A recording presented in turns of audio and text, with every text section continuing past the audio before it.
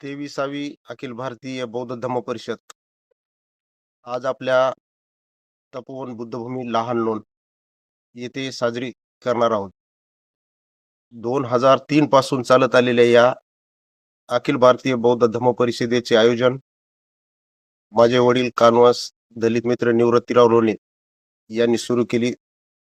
तेव्हापासून सतत चालत आलेल्या या धम्म परिषदेचे आयोजन आम्ही दरवर्षी करत असतो.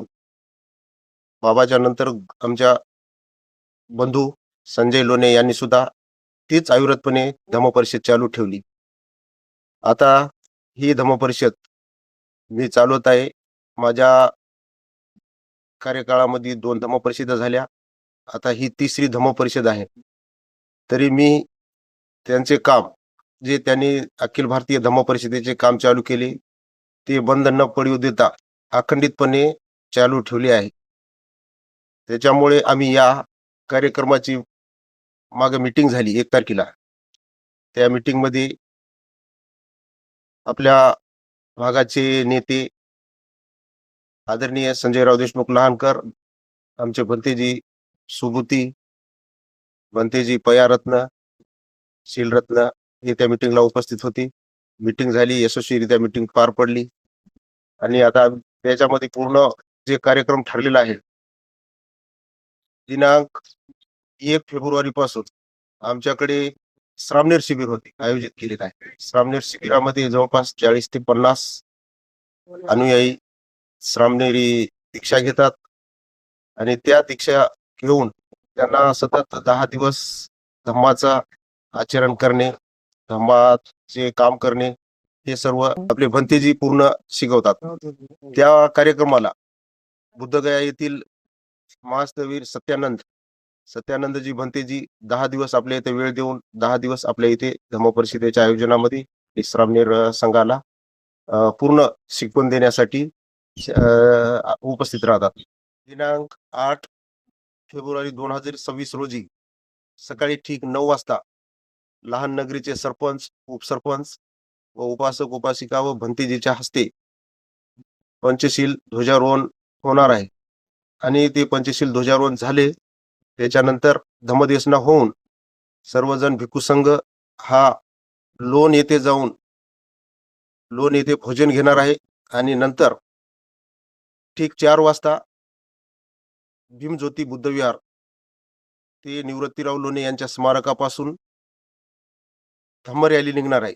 त्या धम्म रॅलीचे आयोजन आम्ही केलेले आहे आणि उपगुप्त भंतेजी हे सुद्धा त्या कार्यक्रमाला उपस्थित राहणार आहे आणि त्यांनी आम्हाला एक 6 फूट उंच अशी भव्य दिव्य अशी मूर्ती देणार आहेत.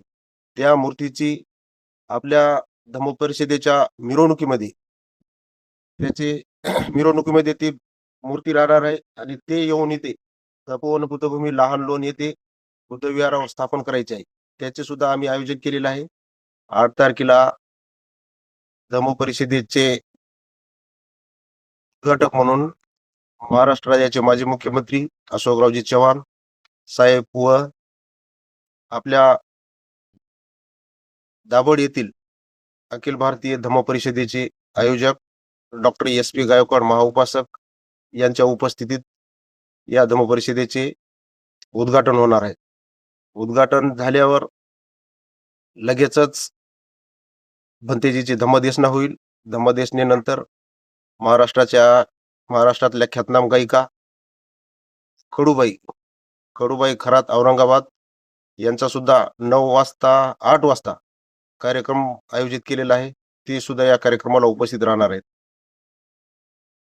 या 2 दिवसीय धम्म परिषद चालणाऱ्या 2 दिवसीय धम्म परिषदेत बऱ्याच महाराष्ट्रातून, भारतातून, बाहेर देशातून भिक्खू संघही उपस्थित राहणार आहे.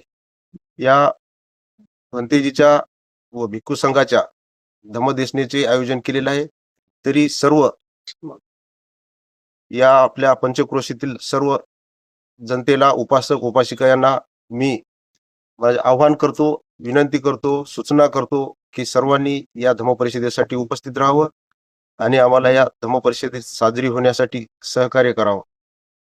तुम्ही पाहत आहात महाराष्ट्राच्या कुशीतलं GK न्यूज मराठी. साथ जनतेची, भूमी महाराष्ट्राची.